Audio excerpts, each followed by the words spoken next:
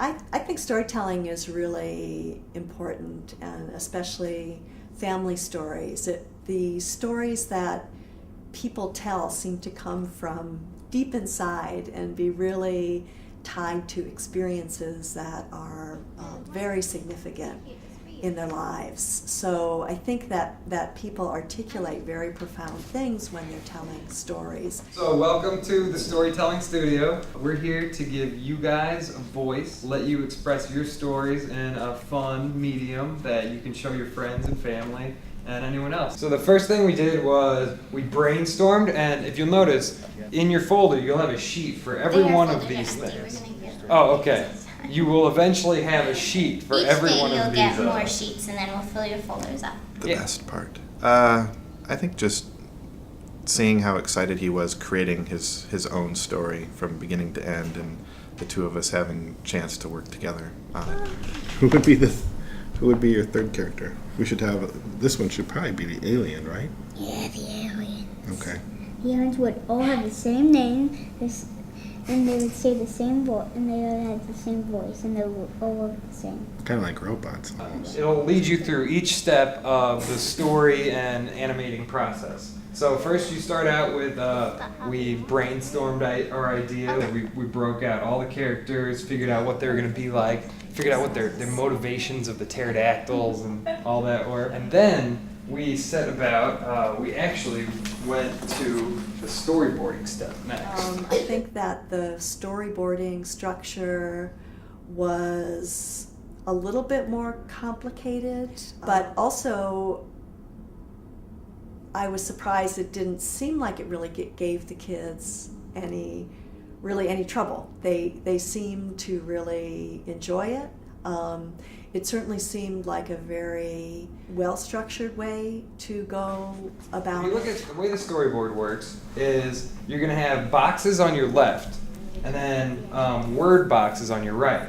In the box on your left, you draw exactly what the shot is going to look like, what the scene is going to look like, where all the characters are going to be placed, and then you can draw arrows to show any kind of action that goes on. And then in the box on the right, you write whatever sounds are going to be in that shot and what people are going to say in that shot. What character is that, Kai?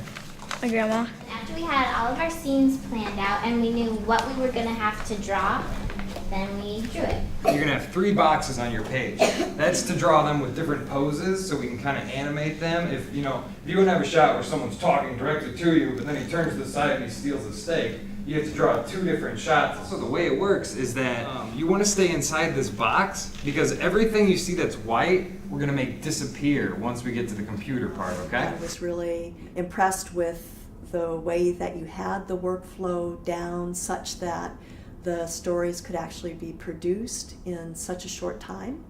With the kids, they have relatively short attention spans, but moreover, it's actually quite a lot of work to get through. I mean, to think up a story, to capture the story, to figure out how to digitally produce the story, that is a ton of work. So to figure out how to make that go in just 2 or 3 hour long sessions with children, I thought was just phenomenal. Do you guys know about green screens at all?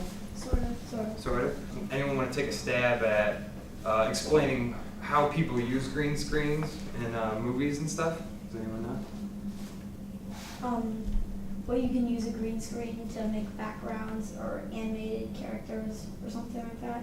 Yeah, that's pretty much it. The way it works is it's like, remember how we said we'd make all this white part disappear in the characters? Well, it's a problem with real life because there's a lot of white on people, but a thing people usually aren't is green. So if you put people in front of a green screen, we got a little expandable one that floats up like this. Everything that the camera sees that's green, we can eventually take out. So she's recording this right now. I can take this out, and I can be floating in front of space or something. I liked how we could draw stuff, and then we put it on the camera and then edit it. I like that part. It's about my grandma, and she battles Oni monster. It's this monster in Japanese mythology. Whacked him on the head, and he flew out the window. How rude. It really didn't seem to to throw the kids. It's so natural to them to do the drawing and to tell the story. So you're eating the chicken, boom. Oh. It didn't seem like it really threw them. It's almost like you just flip the story on switch and they'll come out with it no matter what structure you try to put it into. This just in, a warning has been issued for a nearby forest. We live very close to each other fast. Excuse me, I have an idea. I'm going to stop this tornado once and for all. Wow, this tornado's strong. It's an F5, at least I can still stop it. Oh no, I'm going to run really fast in the opposite direction to reverse the spin. The line I did, so I'm sure glad everything's back to where it used to be. Thanks, Dylan. You saved me. I guess I really should have listened to your warning. I had a lot of fun, and I'm hoping that Dylan did too. Yeah. At first I was trying like to say my lines. I was like a little nervous at first, but then I realized, wow, this isn't so bad after all.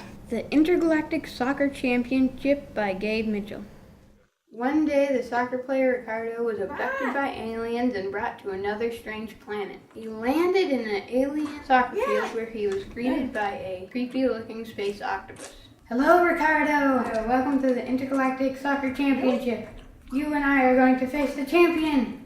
If we lose, we will be sacrificed to the volcano, so we must practice. The champion enters the stadium, covering half the field. Ricardo starts out with the ball. He passes to Glurb, but the champion takes it and scores. The rest of the game is the same. Now I will sacrifice the losers to the great volcano. At that moment, Ricardo and Glurb break out of their chains and a spaceship comes to save them from the champion. Glurb's spaceship takes Ricardo back to Earth where he lives happily ever after. Yeah! Yay! Until the next championship. My favorite part of telling a story is like sharing it with people, because it's glad to share your ideas and think instead of keeping them. My favorite part about writing stories is being able to base them on people I know.